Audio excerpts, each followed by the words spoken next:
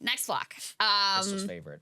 Turns out, I know you guys will be shocked, Havana Syndrome was fake all along. Who could have possibly predicted it? Go ahead and put this up on the screen. This is just amazing. So this is from the Washington Post. They say, Havana Syndrome, not caused by energy weapon or foreign adversary. Intelligence review finds after years-long assessment, 5 U.S. intelligence agencies conclude it's, quote, very unlikely an enemy wielding a secret weapon was behind the mysterious ailment. Now, I don't know if you followed our coverage on all of this, but this was always highly suspicious. There was an infamous 60 Minutes interview where they played what this Havana Syndrome supposedly sounded like, and they go to great lengths to say it's not the sound that causes the injury, it's the impact, the sound's a byproduct, whatever. Well, people analyze the sound, and they're like, that's literally crickets. It's literally just crickets making that sound. Yes. So there has never been any actual proof offered to the American public that this was some crazy new energy-directed weapon, and it was always Russia that they wanted to pin this on, even though, again, no evidence offered for any of this. So we were, I would say, deeply skeptical from the beginning. Let me read you a little bit of this report. They say that the mysterious ailment known as Havana Syndrome did not result from the actions of a foreign adversary. The new intelligence assessment caps a years-long effort by the CIA and several other U.S. intelligence agencies to explain why career diplomats, intelligence officers, and others serving in U.S. missions around the world experienced what they described as strange and painful acoustic sensations. Many of the afflicted personnel say they were the victims of a deliberate attack, possibly at the hands of Russia or another adversarial government, a claim that the report contradicts in nearly every respect, they say, Saagar. Shocker. Yeah, I mean, look, this is one of those which smelled from the beginning, and it became this insane deep state, like one of those things where they looked at it as an opportunity to like highlight the dangers of the things that they face overseas and what exactly that they have to deal with. And look, we have a couple of clips here from some of the wild times on MSNBC where they aired so-called survivors of Havana Syndrome, what it did to Havana Syndrome, and the credulousness which they offered it was clearly in the spirit of Russiagate, because that was supposedly, you know, Russia was the #1 major culprit who was using secret weapons on our diplomats. Let's take a listen to some of that. Was there a possibility that you'd been attacked in some way? Well, the first thing that came through my mind was it might be something like food poisoning. You know, I mean, look, I traveled all around the world. I think I'd been sick in every continent. But my suspicion started growing when, the next day and the days after, the symptoms didn't necessarily abide. And then when I got back to the United States, particularly in early 2018, I developed symptoms such as brain fog. I lost my long distance vision. At that point, I think, it was pretty clear to me that something very unusual had happened. This is a big deal. These are attacks. It's an act of war against U.S. officials. Act of war against U.S. officials. That is a big deal, Saagar. Maybe you just had food poisoning. That would have been a big deal. Yeah, maybe you just had food poisoning, my dude. Like, what is going on here with these people? There's, I got to play for you this other one, and the whole thing is just amazing because it's one of NBC's main, national security reporters, Ken Delanian, and they don't present this as, there's this crazy theory out there that maybe it was Russia, but, there's no evidence to really back that up.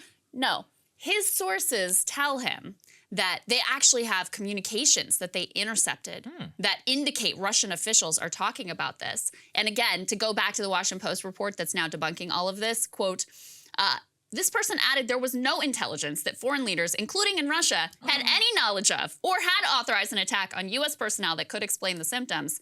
So something got lost in translation there with our guy Ken over at NBC. Right. But just again, take a listen to the way that this was presented to the American public, not like an out there theory that people are thinking about and maybe possibly, but this would be really out there. No, no, no. This was presented as all but fact of what was going on here. Take a listen.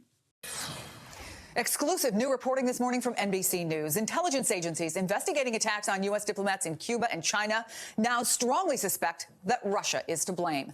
26 government workers in Havana had mysterious brain injuries starting in late 2016. And then this year, one U.S. worker in China was diagnosed with similar symptoms. Joining me now with more on this is NBC News intelligence and national security reporter Ken Delanian. So this has been a mystery. The CIA, the FBI, other intelligence agencies have all been working to try to figure out what exactly happened here. Why do they suspect Russia now, and what's the evidence that they have? Well, it's still partially a mystery, Chris, but they have more and more evidence, they say, 3 U.S. officials tell us, pointing to Russia, including communications intercepts that suggest that the Russian intelligence agency was involved. Now, really, there was only 3 suspects from the beginning here: Russia, China, and the Cubans. The Russian and the Chinese intelligence services operate in force in Cuba, and it's still believed that it's possible that some element of the Cuban intelligence services cooperated with this. The other interesting thing we're reporting here is that one of the technologies used to injure these American spies and diplomats was some kind of microwave weapon that is so sophisticated the Americans don't even fully understand it, and they've been testing some kinds of aspects of this technology. So kind of reverse engineering, is that what they're trying to do? Absolutely, because the military has been, the U.S. military has worked on microwave technology and tried to deploy it as weapons over the years. Apparently the Russians have as well, and it can make people think they're hearing sounds. That's why initially this was thought to be a sonic attack of some sort, Chris. What do we know about the people? Were individuals targeted? Was it just a group that was targeted? And do we have any idea about a motive? Why these people and then? Again, these are only theories, but what our sources are telling us is that this was an intentional attack, because initially people thought it could be a byproduct of some spying technology gone awry, but it's now believed that this was meant to hurt these spies and diplomats, some of whom have suffered serious brain injuries. And if this is confirmed that it was Russia, Chris, it would be a game changer, because the sort of unwritten rules of the spying game are you don't go after the other person's spies and diplomats. You don't try to hurt them. Yeah, you can throw them out of the country.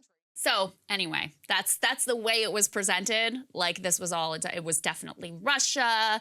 They intercepted these communications, that they really were leaning in this direction of this energy-directed weapon. All nonsense. Yeah, and this is not a joke. That was NBC News. That was on like actual network television that went out to by some estimates like 5-6 million people. Where's the retraction? What kind of reporting is this? It's complete BS. To the extent that the Russians probably did talk about it there, can you believe these dumbasses think that we shot microwaves at them in Havana? They're literally laughing at us probably in Moscow, that we took it seriously. Also, let's not forget, the U.S. Congress and Biden passed and signed into law, quote-unquote, aid for victims of Havana Syndrome.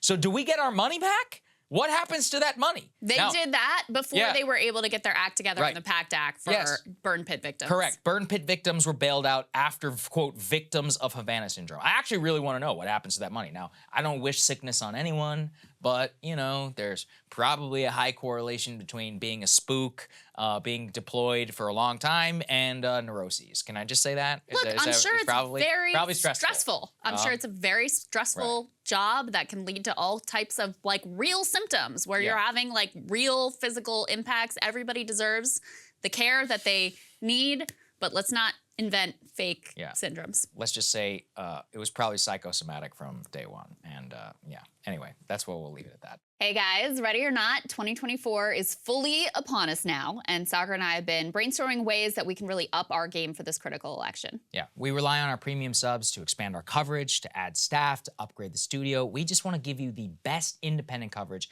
of this election, which is possible. So if you can help us out, become a premium subscriber today, breakingpoints.com, or the link is down here in the description video. It really means the world to us, and if you like what we're all about, this is the best possible way to keep us 100% independent, working only for you.